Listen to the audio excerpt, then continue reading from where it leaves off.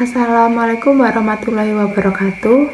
Yang terhormat Bapak Yakobo selaku dosen pengampu mata kuliah penganggaran perusahaan dan teman-teman K2 sekalian. Di sini kami dari kelompok 1 akan membahas mengenai studi kasus pada materi analisis kinerja non-keuangan pusat pertanggungjawaban. Sebelumnya, perkenalkan anggota kelompok kami yang terdiri dari Abi Widi, kemudian saya sendiri Makfira Sabrina, kemudian ada Irfan Hanif, yang keempat ada Muhammad Syahbad, dan yang terakhir ada Muhammad Farhan Pratama. Baik, tanpa menunggu lama, hasil diskusi akan dibacakan oleh teman kami. Pengukuran kinerja dengan metode balance scorecard dapat mempermudah pihak manajemen perusahaan dalam mengukur dan menilai kinerja perusahaan melalui perspektif keuangan dan non-keuangan. Adapun 4 perspektif dalam balance scorecard yaitu perspektif keuangan, perspektif mengukur kemampuan perusahaan dalam mengembangkan dan memanfaatkan sumber daya manusia atau karyawan. Selanjutnya ada perspektif dari non-keuangan. Perspektif ke non-keuangan ada 3. Yang pertama perspektif dari pelanggan, perspektif dari proses bisnis internal, dan yang ketiga perspektif pembelajaran dan pertumbuhan. Yang pertama perspektif pelanggan. Perspektif ini mengukur kemampuan perusahaan dalam memberikan pelayanan kepada pelanggan. Dan yang kedua perspektif proses bisnis internal. Perspektif ini mengukur kemampuan perusahaan dalam mempertahankan pelanggan. Yang ketiga adalah perspektif pembelajaran dan pertumbuhan. Perspektif ini mengukur kapabilitas pekerja, kapabilitas sistem informasi, serta motivasi dan pemberdayaan perusahaan. Selanjutnya, di sini kelompok kami akan mengambil studi kasus pengukuran kinerja PT Kereta Api Indonesia DAOP 8 Surabaya berdasarkan balance scorecard perspektif non-keuangan, yang selanjutnya akan dijelaskan oleh teman saya. Selanjutnya adalah perspektif pelanggan. Jadi pertumbuhan pelanggan dapat didefinisikan sebagai pengukuran kinerja pelanggan berdasarkan jumlah pelanggan dari periode ke periode menurut Detiana pada tahun 2011. Cara menghitungnya adalah pertumbuhan pelanggan sama dengan pertumbuhan T dikurangi pertumbuhan T-1 dibagi dengan pertumbuhan T-1 lalu dikalikan dengan 100%. Pada tahun 2014, 2015, dan 2016, berdasarkan tabel di atas, jumlah penumpang kereta api mengalami hasil yang fluktuatif antar tiap kelasnya. Dapat diketahui bahwa penumpang kereta kelas lokal mengalami penurunan dari tahun ke tahun, disebabkan masyarakat lebih memilih menggunakan kendaraan pribadi seperti motor, mobil, dan sebagainya untuk transportasi baik jarak dekat maupun jarak jauhnya.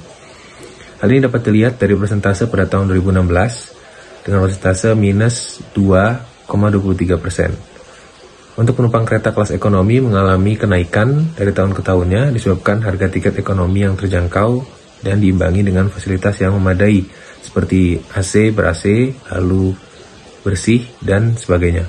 Dapat dilihat dari persentase pada tahun 2016 sebesar 20,41%. Lalu untuk penumpang kereta kelas bisnis mengalami penurunan sebesar minus 13,28%. Hal ini dikarenakan alasan bahwa kereta bisnis beberapa memiliki fasilitas yang hampir sama dengan kelas ekonomi.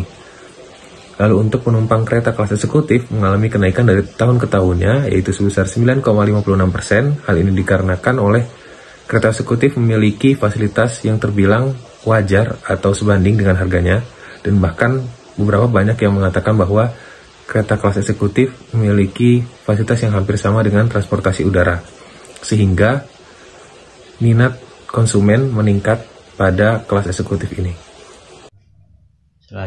Selanjutnya, 2 perspektif proses bisnis internal. Proses inovasi pada tahun 2014. 1. Dirilisnya aplikasi KAI Akses untuk Android dan iOS. 2. Peluncuran kereta api baru sebanyak 4 kereta api KA Bima kelas eksekutif, KA Sarangan kelas bisnis AC, KA Probowangi kelas ekonomi AC, KA Maharani kelas ekonomi AC. 3. Perubahan jam keberangkatan sesuai kebutuhan pelanggan dan konsumen. 4. Melakukan Car Free Day CFD untuk memperkenalkan perusahaan kepada konsumen. Inovasi pada tahun 2015 sampai 2016. 1. Dikeluarkan tiket vending machine di stasiun. 4. Penerapan boarding system yang dilengkapi fasilitas tiket mandiri. 3. Meluncurkan kereta api Kertajaya rangkaian panjang dari 9 kereta menjadi 14 kereta. 4. Penambahan kereta pada KA Sancaka dan KA Kertajaya untuk liburan Natal dan Tahun Baru. Inovasi pada tahun 2017. 1. Penambahan kereta api baru sebanyak 6 kereta api. 2. Peluncuran kereta api priority kereta api kepresidenan. 3. Peluncuran kereta api ekonomi premium. 4. Mengadakan ekspansi untuk meningkatkan nilai perusahaan. 5. Membangun kerjasama dengan hotel kapsul dengan menunjukkan boarding diskon variatif. 6. Membuka counter penjualan tiket di DC Grand City dan mal-mal Surabaya.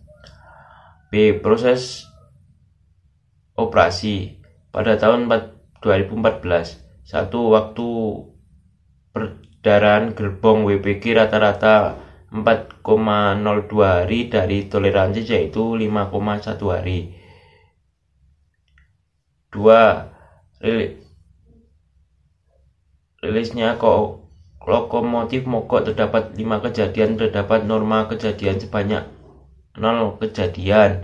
3. Rata-rata kelambatan KA penumpang berangkat 1 sampai 1,00 menit dari toleransi 3,00 menit dari dan KA penumpang dan datang 30 menit dari toleransi 30 menit. 4. Rata-rata keterlambatan KA barang berangkat 52 menit dari toleransi 8 menit dan KA barang datang 45 menit dari toleransi 30 menit. Pada proses operasi pada tahun 2015. 1. Peredaran gerbong WPG rata-rata 2 hari dari toleransi yaitu 3,2 hari. 2. Rilisnya kumulatif mogok terdapat 4 kejadian, terdapat norma kejadian sebanyak 0 kejadian. Rata-rata keterlambatan KA penumpang berangkat 1 menit dari toleransi 2 menit dan KA penumpang datang 19 menit dari toleransi 32 menit. Rata-rata keterlambatan KA barang berangkat 55 menit dari toleransi 80 menit dari KA barang datang 33 menit dari toleransi 25 menit. Berikutnya tahun 2016. 1. Waktu peredaran gerbong rata-rata 1 hari dari toleransinya yaitu 2,2 hari. 2. Realisasi lokomotif mogok terdapat 3 kejadian terhadap norma kejadiannya sebanyak 0 kejadian. 3. Rata-rata keterlambatan kereta api penumpang berangkat 0 menit dari toleransi 1 menit dan kereta api penumpang datang 20 menit dari toleransi 25 menit. 4. Rata-rata keterlambatan kereta api barang berangkat 40 menit dari toleransi 70 menit dan kereta api barang datang 30 menit dari toleransi 20 menit. Dari data proses inovasi dapat diketahui PT Kereta Api Indonesia pada tahun ke tahun mengalami kemajuan yang pesat untuk memenuhi kebutuhan pelanggannya. Dan hasil proses operasi PT Kereta Api Indonesia dari tahun ke tahun masih mengalami keterlambatan waktu kereta api barang datang. Hal ini disebabkan karena adanya proses bongkar muat pada kereta api barang, sehingga waktu penyelesaian selalu melebihi batas waktu toleransi. Dengan hal ini, PT Kereta Api Indonesia berupaya mengatasi masalah proses pengangkutan barang dengan menambah jumlah tenaga kerja sehingga waktu yang dibutuhkan untuk proses bongkar muat lebih efektif dan efisien. Yang ketiga, perspektif pembelajaran dan pertumbuhan. Di antaranya A. Employee turnover. Pengukuran kinerja pembelajaran dan pertumbuhan dengan mengukur jumlah pekerja yang keluar selama kurun waktu tertentu.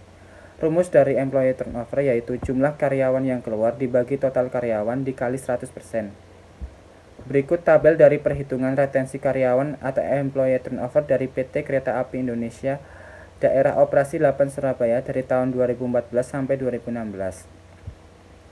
Dari tabel di atas dapat diketahui hasil perhitungan retensi karyawan PT Kereta Api Indonesia Daerah Operasi 8 Surabaya pada tahun 2014 menunjukkan persentase sebesar 9,97% dengan tingkat karyawan yang keluar dan pensiun sebanyak 254 orang. Sedangkan persentase pada tahun 2015 sebesar 10,01% dengan jumlah karyawan yang keluar dan pensiun sebanyak 251 orang, dan pada tahun 2016 mengalami peningkatan persentase sekitar 14,01% dengan total karyawan yang keluar dan pensiun sebanyak 368 orang. Semakin sedikit jumlah karyawan yang keluar, maka semakin baik dan sebaliknya. Berikutnya ada employee training, yaitu pengukuran kinerja, pembelajaran, dan pertumbuhan berdasarkan kemampuan kompetensi pegawai dengan cara mengukur seberapa seringnya karyawan mengikuti pelatihan yang diberikan perusahaan. Rumus dari employee training yaitu jumlah karyawan training dibagi total karyawan dikali 100%. Berikut tabel perhitungan pembentukan kemampuan dan kompetensi pegawai pada PT Kereta Api Indonesia Daerah Operasional 8 Surabaya pada tahun 2014 sampai 2016. Dari tabel di atas dapat diketahui hasil perhitungan pembentukan kemampuan dan kompetensi pegawai menunjukkan peningkatan dari tahun ke tahun. Pada tahun 2014, persentase sebesar 20,69% dengan jumlah karyawan yang mengikuti training sebesar 527 orang.